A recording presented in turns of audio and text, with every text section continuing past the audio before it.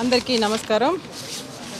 ఈరోజు హౌస్లో ఒక ఎడ్యుకేషన్ సంబంధించి ఒక క్వశ్చన్ ఇవ్వడం జరిగింది.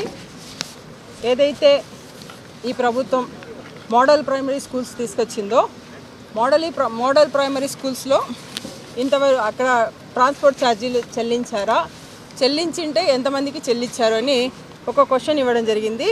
ఈరోజు ఈ ప్రభుత్వం దాని మీద ఒక సమాధానం చెప్తూ ఇక్కడ చెప్పారు. అంటే ఏదైతే మోడల్ ప్రైమరీ స్కూల్స్ ఉన్నాయో ఆ రోజు ఈ మోడల్ ప్రైమరీ స్కూల్స్ ఈ ప్రభుత్వం ప్రపోజ్ చేసేటప్పుడే చెప్పాము మేము. ఎందుకంటే ఇది ఒక ప్రైమరీ స్కూల్స్ 1 కిలోమీటర్లని, అప్పర్ ప్రైమరీ స్కూల్స్ 3 కిలోమీటర్లని, హై స్కూల్స్ 5 కిలోమీటర్స్ దూరంలో ఈ మోడల్ ప్రైమరీ స్కూల్స్ తీసుకురావడం జరిగింది. ఈ మోడల్ ప్రైమరీ స్కూల్స్లో ఇంత దూరం ఉంటే పిల్లలకు ట్రాన్స్పోర్ట్ ఛార్జెస్ ఎవరు భరిస్తారో అని అడిగితే అప్పుడు ఈ ప్రభుత్వం ఏం చెప్పింది, ఖచ్చితంగా పిల్లలకు ట్రాన్స్పోర్ట్ ఛార్జెస్ మేము భరిస్తామని చెప్పింది.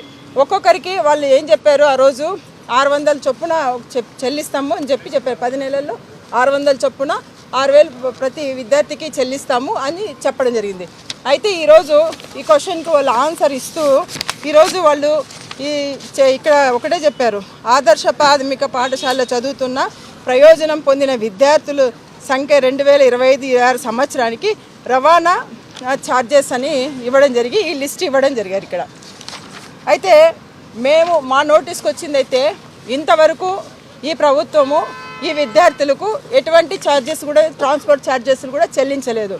ఏదైతే తప్పుడు ప్రచారం చేశారో, ఏదైతే వాళ్ళు ఇస్తామన్నారో అలాంటి ఛార్జెస్ ఎక్కడ కూడా ట్రాన్స్పోర్ట్ ఛార్జెస్ ఈ ప్రభుత్వం చెల్లించలేదు. ఈ మంత్రి గారికి కూడా మేము పదే చెప్పాము. ఎందుకంటే ఇది మా నోటీస్కి వస్తుంది. మేము మళ్ళీ కూడా పేరెంట్స్కు కాల్ చేసి కనుక్కున్నాం, మాకు అందలేదని పేరెంట్స్ కూడా చెప్పారు. అదేవిధంగా మీరు కానీ ట్రాన్స్పోర్ట్ ఛార్జెస్ కానీ చెల్లించింటే అఫీషియల్గా ఎక్కడన్నా కూడా ఉందా, అదేవిధంగా చెల్లించినట్టు ఒక ప్రొసీడింగ్స్ కూడా ఎక్కడన్నా ఇచ్చారా అని మేము ఈ ప్రభుత్వాన్ని అడుగుతున్నాం. ఇవన్నీ తప్పుడు ప్రచారాలు, తప్పుడు అని మేము ఈ సందర్భంగా తెలియజేస్తున్నాం. ఎందుకంటే ఈ ప్రైమరీ మోడల్ స్కూల్స్ వస్తే ఇంత డిస్టెన్స్లో పిల్లలు ఉంటే డ్రాప్ అవుట్స్ కూడా పెరుగుతాయి. గతంలో జగన్మోహన్ రెడ్డి గారు 3, 4, 5 తరగతులు మెచ్ చేసేటప్పుడు సబ్జెక్ట్ టీచర్ కాన్సెప్ట్ ఉన్నది. అలాంటిదంతా తీసేసి ఈరోజు ఈ ప్రైమరీ మోడల్ స్కూల్స్ తీసుకొచ్చి దీన్ని అంటే ఒక మంచి ఇది అని చెప్పడం జరిగింది.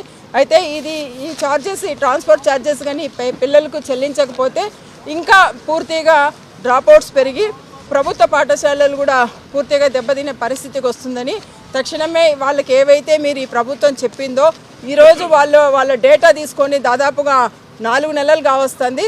ఇక్కడ మాకు ఇచ్చిన సమాధానంలో వాళ్ళది పూర్తిగా ఎస్టిమేట్ వేసిన సమాధానం అని మాకు అర్థమవుతుంది. కాబట్టి ఏదైతే మీరు చెప్పారో ఖచ్చితంగా ట్రాన్స్పోర్ట్ ఛార్జెస్ చెల్లించాలని ఈ సందర్భంగా కోరుకుంటున్నాం.